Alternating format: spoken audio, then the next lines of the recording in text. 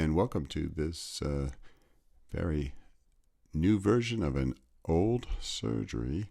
This is a scleral tunnel phacoemulsification done from the temporal location. So this was the very first modification when we migrated from superior scleral tunnel, which was modified from superior limbal. And we did this prior to the clear corneal incisions. This was the standard technique back in about the mid-1990s, just before we went to clear corneal. So we start with a peritomy and some cautery and old school bleeding. And I like to do a 5mm groove and go in with a crescent blade about 2 to 3 millimeters back. And notice this is kind of like they call this the frown incision. So it's got a little bit of curvature to it. And the key to the tunneling is that the blade must be seen at all times. So notice how there's just that thin layer of sclera, nice and translucent, and you can see the blade under there. And you have to curve the blade with the curvature of the globe so that you're making something that is a plane and not cutting too thin or too thick in any one area.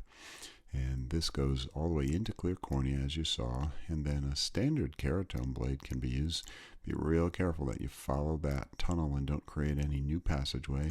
And then same thing, a little bit of a downward dimple and in. So the keratome entry is nothing unusual.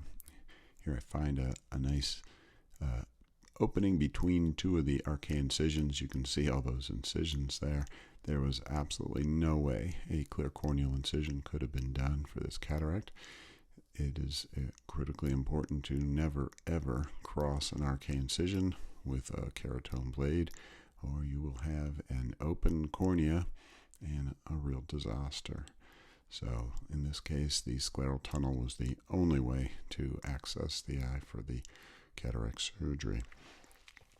Here I'm kind of hunting my way through the rhexis. The angle is much steeper than normal, obviously, because I'm coming from a further distance, and this is where this capsulorrhexis forceps is really useful. This is the Inamura capsulorrhexis forceps, and I'll have a reference to that in the description.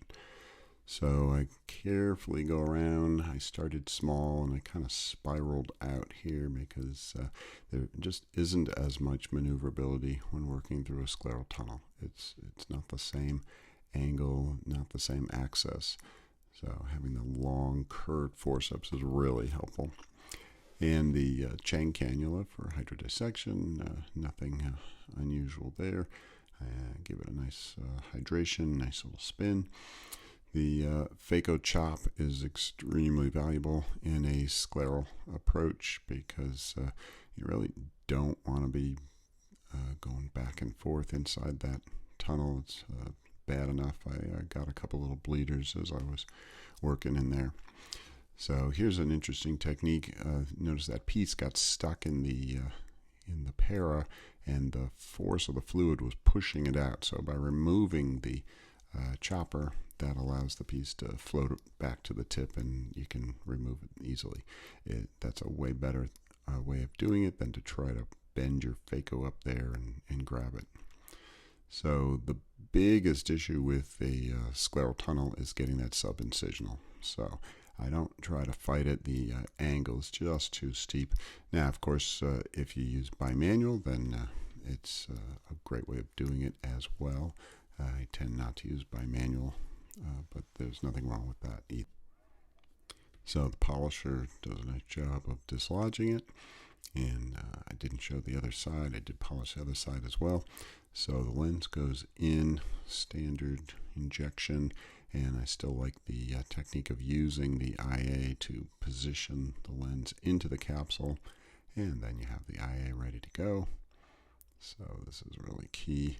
And now the lens is nice protection while I go after that last bit of cortex that was subincisional. And between dislodging it, banging it with the lens, protecting the capsule with the lens, that typically gets the job done. So here a little bit of myostat to try to get this iris out of the wound. And this is a really important step here, is to make sure that iris is completely out of that scleral wound. Give it a little tug there. So the biggest difference with scleral tunnel, obviously, we have to close this. I have seen real clever techniques that don't require a suture closer. I don't do enough scleral tunnel to really be good enough at that, so I give it a little X suture with the 9.0 polysyn. And then once the wound is closed, reform the globe. Make sure that wound is nice and secure. Make sure the cornea is round. There's no tension on it, which there really shouldn't be with scleral tunnel when you reapproximate the edges. And then this is running horizontal, also with the 9.0 polysyn. And I'm just going to kind of speed through that. Nothing interesting. So here we go. That's really the key points for a scleral tunnel cataract surgery. A little bit of heme there. That's pretty common. Check my pressure. And that goes back to 1990s, the temporal scleral tunnel technique. Thanks so much.